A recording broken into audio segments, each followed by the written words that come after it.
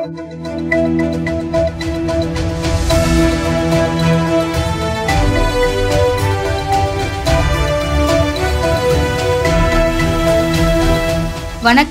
சக்தி விரைவு செய்திகள். புதுச்சேரியில் கல்லூரி மாணவர்களுக்கு கஞ்சா விற்பனை செய்த 2 வாலிபர்களை கைது செய்த போலீசார் அவர்களிடமிருந்து கஞ்சா மற்றும் ரூபாய் 3 லட்சம் மதிப்புள்ள 2 மொபைல் போன்கள், 2 பைக்குகளை பறிமுதல் செய்தனர். புதுச்சேரி மதகடிப்பட்டு மடுகரை சாலையில் உள்ள தனியார் கல்லூரிக்கு அருகில் மாணவர்களுக்கு கஞ்சா விற்பதாக போலீசாருக்கு தகவல் கிடைத்தது. மேற்கு பகுதி போலீஸ் எஸ்பி வம்சிதர் ரெட்டி உத்தரவின் பேரில் Nettapakkam inspector Keerthivarman, Thirubuvanai sub inspector Rajasekar தலைமையிலான போலீசார் சம்பவ இடத்திற்கு விரைந்து சென்று அங்கு சந்தேகப்படும்படி நின்றிருந்த 2 வாலிபர்களை பிடித்து சோதனை செய்ததில் அவர்களிடம் 1 கிலோ கஞ்சா இருப்பது கண்டுபிடிக்கப்பட்டது. விசாரணையில் சேதராப்பட்டு பகுதியை சேர்ந்த சுபாஷ், மேல்சாத்தமங்கலம் பகுதியை சேர்ந்த வசந்தராஜ் ஆகியோர் என தெரிய வந்தது. அவர்களை கைது செய்த போலீசார் கஞ்சா மற்றும் ரூபாய் 3 லட்சம் மதிப்புள்ள 2 மொபைல் போன்கள், 2 பைக்குகளை பறிமுதல் செய்தனர். பின்னர் நீதிமன்றத்தில் ஆஜர்படுத்தி காலாப்பட்டு மத்திய சிறையில் அடைத்தனர். காரைக்காலில் ஆதார் கைரேகை மூலம் 6 பேரிடம் 60,000 ரூபாய் மோசடி செய்த சம்பவம் பரபரப்பை ஏற்படுத்தியுள்ளது. மத்திய மாநில அரசு வழங்கும் உதவித்தொகையை ஆதார் கைரேகை மூலம் வங்கி கணக்கிலிருந்து பொதுமக்கள் எடுக்கின்றனர். இந்நிலையில் காரைக்காலில் வங்கி பயனாளிகளுக்கு தெரியாமல் அவரது ஆதார் கைரேகைகளை பயன்படுத்தி 6 பேரிடம் தலா ரூபாய் 10,000 வீதம் 60,000 மோசடி செய்துள்ளது தெரிய வந்துள்ளது. இதனை அடுத்து பாதிக்கப்பட்டவர்கள் காரைக்கால் சைபர் கிரைம் காவல் நிலையத்தில் புகார் அளித்தனர். போலீசாரின் முதற்கட்ட விசாரணையில் காரைக்காலில் உள்ள பத்திரப்பதிவு அலுவலகம் மூலம் 6 பேரின் பணம் சட்டவிரோதமாக கைரேகை பயன்படுத்தி எடுக்கப்பட்டுள்ளது தெரிய வந்துள்ளது. இச்சம்பவம் காரைக்காலில் பரபரப்பை ஏற்படுத்தியுள்ளது. புதுச்சேரியில் புத்தாண்டு கொண்டாட்டத்தின் போது பெண்ணை கேலி செய்தவர்களை தட்டி கேட்ட ஏசி மெக்கானிக் அடித்து கொலை செய்யப்பட்ட சம்பவம் பரபரப்பை ஏற்படுத்தியுள்ளது. புதுச்சேரி மாநிலம் புத்தாண்டு கொண்டாட்டம் களை கட்டியது. புத்தாண்டை கொண்டாட நோனாங்குப்பத்தை சேர்ந்த ராஜேஷ் தனது தோழியுடன் ஏசி மெக்கானிக் விக்னேஸ்வரும் தனித்தனி மோட்டார் சைக்கிளில் கடற்கரைக்கு வந்து புத்தாண்டை கொண்டாடிவிட்டு வீட்டிற்கு திரும்பிக் கொண்டிருந்தனர். அப்போது முன் சென்ற விக்னேஸ்வர் ஆட்டுப்பட்டி அந்தோணியார் கோவில் அருகே நின்றுள்ளார். அப்போது நோனாங்குப்பத்தை சேர்ந்த விக்னேஷ் மற்றும் காக்கையந்தோப்பை சேர்ந்த நிர்மல் ஆகியோர் நின்றுள்ளனர். சிறிது நேரம் கழித்து ராஜேஷ் தனது தோழியுடன் அங்கு வந்துள்ளார். அப்போது ராஜேஷின் தோழியை பார்த்த விக்னேஷும் நிர்மலும் கிண்டல் செய்துள்ளனர். இதனை பார்த்த விக்னேஸ்வர் இருவரையும் தட்டி கேட்டுள்ளார். இதனால் இருவருக்கும் இடையே வாக்குவாதம் முற்றி கைகலப்பு ஆகியுள்ளது. இதனால் ஆத்திரமடைந்த நிர்மல் தனது கையால் விக்னேஸ்வர் கழுத்தில் குத்தியதாக தெரிகிறது. இதில் நிலை குலைந்த விக்னேஸ்வர் கீழே சுருண்டு விழுந்ததை பார்த்து அதிர்ச்சியடைந்த விக்னேஷ், நிர்மல் ஆகியோர் அங்கிருந்து தப்பி சென்றுள்ளனர். பின்னர் ராஜேஷை அக்கம் பக்கத்தினர் உதவியுடன் விக்னேஸ்வரை மீட்டு அரசு மருத்துவமனைக்கு கொண்டு சென்றனர். அங்கு அவரை பரிசோதித்த மருத்துவர் விக்னேஸ்வர் இறந்துவிட்டதாக தெரிவித்தனர். இதுகுறித்து உருளையன்பேட்டை போலீசார் வழக்கு பதிவு செய்து விசாரணை மேற்கொண்டு வருகின்றனர்.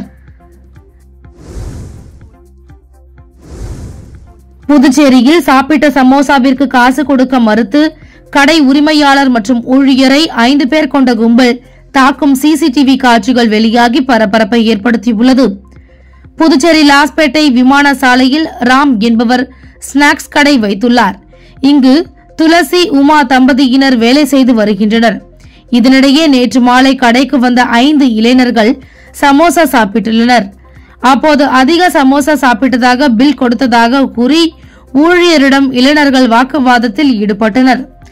ஒரு கட்டத்தில் ஆத்திரமடைந்த அந்த கும்பல் அங்கிருந்த நாற்காலியால் உரிமையாளர் மற்றும் ஊழியர்களை தாக்கிவிட்டு தப்பியோடியது. மேலும் இந்த வீடியோ கடையில் இருந்த கண்காணிப்பு கேமராவில் பதிவாகி உள்ள நிலையில் தாக்குதலுக்கு உள்ளான உமா லாஸ்பேட்டை காவல் நிலையத்தில் புகார் அளித்தார். அதன் பேரில் போலீசார் விசாரணை மேற்கொண்டதில் 5 பேரும் கல்லூரி மாணவர்கள் என்பதும் அதிக பணம் கேட்டதால் ஆவேசத்தில் தாக்கியதும் தெரிய வந்தது. அனைவரும் கல்லூரி மாணவர்கள் என்பதால் வழக்கு பதியாமல் போலீசார் எச்சரித்து அனுப்பினர். இருப்பினும் சமோசா கடையில் இளைஞர்கள் தாக்கும் வீடியோ சமூக வலைதளங்களில் வைரலாகி வருகிறது. புதுச்சேரியில் புத்தாண்டு கொண்டாட்டத்தின் போது பெண்ணை கேலி செய்தவர்களை தட்டி கேட்ட ஏசி மெக்கானிக் அடித்து கொலை செய்த வழக்கில் இருவரை போலீசார் கைது செய்தனர். புதுச்சேரி மாநிலம் புத்தாண்டு கொண்டாட்டம் களை கட்டியது. புத்தாண்டை கொண்டாட நோனாங்குப்பத்தை சேர்ந்த ராஜேஷ் தனது தோழியுடன் ஏசி மெக்கானிக் விக்னேஸ்வரும் தனித்தனி மோட்டார் சைக்கிளில் கடற்கரைக்கு வந்து புத்தாண்டை கொண்டாடிவிட்டு வீட்டுக்கு திரும்பி கொண்டிருந்தனர். அப்போது முன்னாடி சென்ற விக்னேஸ்வர் ஆட்டுப்பட்டி அந்தோணியார் கோவில் அருகே நின்றுள்ளார். அப்போது நோனாங்குப்பத்தை சேர்ந்த விக்னேஷ் மற்றும் காக்கையந்தோப்பை சேர்ந்த நிர்மல் ஆகியோர் நின்றுள்ளனர். சிறிது நேரம் கழித்து ராஜேஷ் தனது தோழியுடன் அங்கு வந்தார். அப்போது ராஜேஷின் தோழியை பார்த்த விக்னேஷும் நிர்மலும் கிண்டல் செய்துள்ளனர். இதனை பார்த்த விக்னேஸ்வர் இருவரையும் தட்டி கேட்டுள்ளார். இதனால் இருவருக்கும் இடையே வாக்குவாதம் முற்றி கைகலப்பானது. இதில் ஆத்திரமடைந்த நிர்மல் தனது கையால் விக்னேஸ்வர் கழுத்தில் குத்தியதாக தெரிகிறது. இதில் நிலை குலைந்து விக்னேஸ்வர் கீழே சுருண்டு விழுந்ததை பார்த்து அதிர்ச்சியடைந்த விக்னேஷ், நிர்மல் ஆகியோர் அங்கிருந்து தப்பி சென்றுள்ளனர். பின்னர் ராஜேஷ் அக்கம் பக்கத்தினர் உதவியுடன் விக்னேஸ்வரை மீட்டு அரசு மருத்துவமனைக்கு கொண்டு சென்றனர். அங்கு அவரை பரிசோதித்த மருத்துவர் விக்னேஸ்வர் இறந்து விட்டதாக தெரிவித்துள்ளனர். இதுகுறித்து வழக்கு பதிவு செய்த போலீசார் நிர்மல்குமார், விக்கி ஆகியோரை கைது செய்து சிறையில் அடைத்தனர்.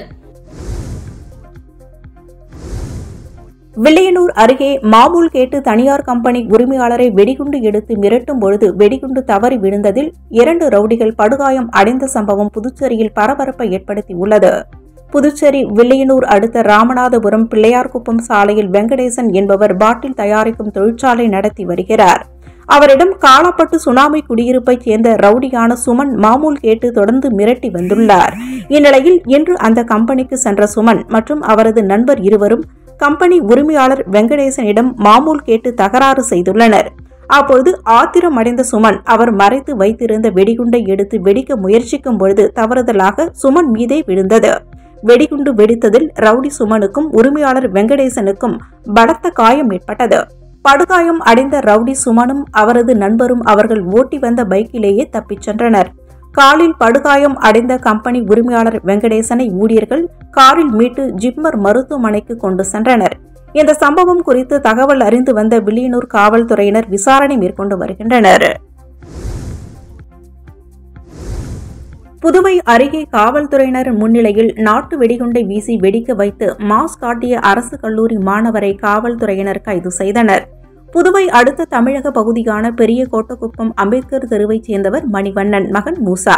இவர் திண்டிவனத்தில் உள்ள அரசு கலை மற்றும் அறிவியல் கல்லூரியில் பிஎஸ்சி கணிதம் 1ஆம் ஆண்டு படித்து வருகிறார்.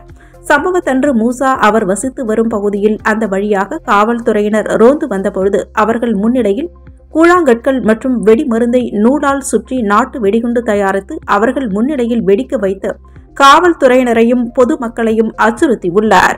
மேலும் மூசா தன்னுடைய இன்ஸ்டாகிராம் பக்கத்தில் அவர் காவல்துறையினர் முன்னிலையில் நாட்டு வெடிகுண்டு வெடித்த சம்பவம் குறித்து வீடியோவையும் வெளியிட்டு மாஸ் காட்டியுள்ளார்.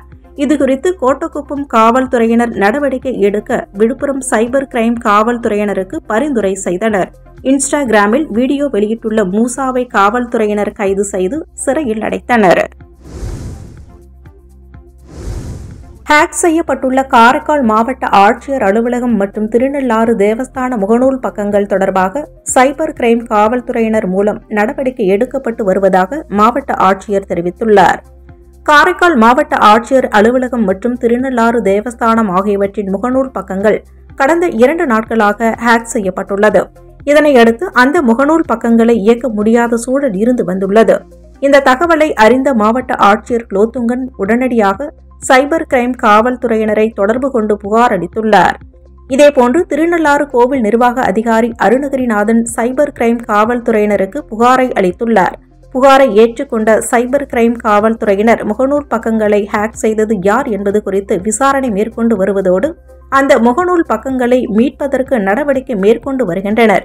இதுகுறித்து மாவட்ட ஆட்சியர் தெரிவிக்கும் பொழுது மாவட்ட ஆட்சியர் அலுவலகம் மற்றும் திருநள்ளாறு தேவஸ்தான முகநூல் பக்கங்கள் முடக்கப்பட்டுள்ளதால் இதுகுறித்து சைபர் கிரைம் காவல்துறையினருக்கு புகார் அளிக்கப்பட்டுள்ளது என்றும் இன்னும் ஓரிரு நாட்களில் முடக்கப்பட்ட முகநூல் பக்கங்கள் சரி செய்யப்படும் என தெரிவித்தார். புத்தாண்டு அன்று சாலையில் சென்ற இளைஞர்களை மது போதையில் கத்தியால் வெட்டும் ரவுடியின் சிசிடிவி காட்சிகள் வெளியாகி பரபரப்பை ஏற்படுத்தியுள்ளது. புதுச்சேரி உருளையன்பேட்டை காவல் நிலையம் எதிரே சுப்பையா நகர் 8வது குறுக்கு தெருவில் வசித்து வருபவர் கன்சிராம். இவர் புத்தாண்டு அன்று அதிகாலை 4 மணி அளவில் கன்சிராம் அவரது வீட்டின் அருகே மது போதையில் அவரது 3 நண்பர்களுடன் தெருவில் மது பாட்டில்களை வீசிக்கொண்டு அட்டகாசம் செய்து கொண்டிருந்தார்.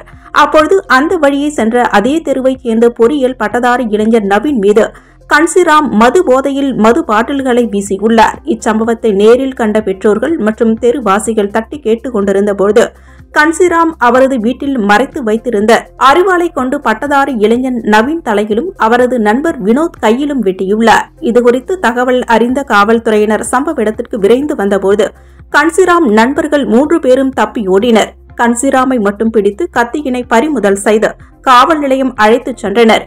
மேலும் பாதிக்கப்பட்டவர்கள் தொகுதி சட்டமன்ற உறுப்பினர் நேரு கொடுத்த அழுத்தத்தின் பெயரில் கன்சிராம் மீது வழக்கு பதிவு செய்த காவல்துறையினர் 2 நாட்கள் கழித்து ஸ்டேஷன் பெயிலில் அவரை வெளியே அனுப்பியுள்ளனர்.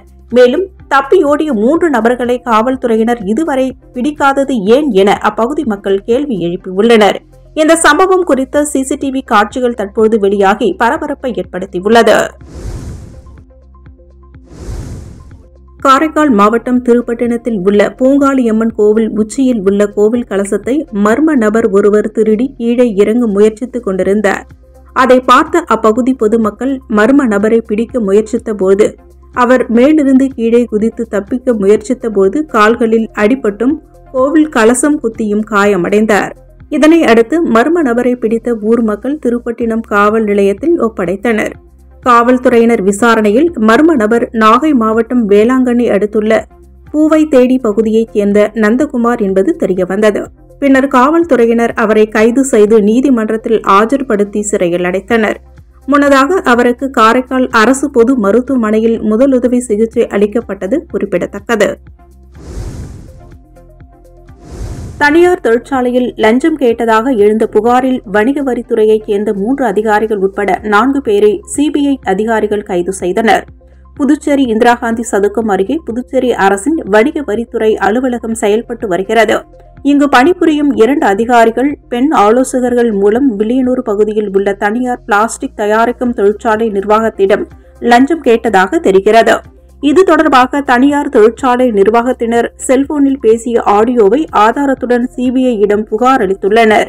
இந்த புகாரின் அடிப்படையில் நேற்று இரவு சென்னையில் இருந்து 3 கார்களில் வந்த சிபிஐ அதிகாரிகள் வணிக வரித்துறை அலுவலகத்தில் இரவு முதல் சோதனை நடத்தினர்.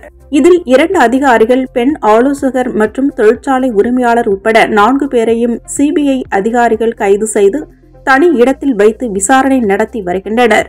மேலும் 4 பேரையும் மீண்டும் அலுவலகத்திற்கு அழைத்து வந்து சிபிஐ அதிகாரிகள் விசாரணை மேற்கொண்டு தற்போது அவர்களை சென்னைக்கு அழைத்துச் சென்றுள்ளனர். புதுச்சேரி வணிக வரித்துறையில் சிபிஐ அதிகாரிகள் நடத்திய சோதனையில் சாரம் பகுதியைச் சேர்ந்த ஆடிட்டர் ராதிகா, உதவி வணிக வரித்துறை அதிகாரிகள் ஆனந்தம், முருகானந்தம் மற்றும் தொழிற்சாலை உரிமையாளர் சோலைராஜ் ஆகிய 4 பேரையும் கைது செய்து அழைத்துச் சென்றுள்ளது குறிப்பிடத்தக்கது. தற்போது சிபிஐ சோதனை முடிவுக்கு வந்ததாக அதிகாரிகள் தெரிவித்துள்ளனர். இத்துடன் சக்தி விரைவு செய்திகள் நிறைவடைந்தன. வணக்கம்.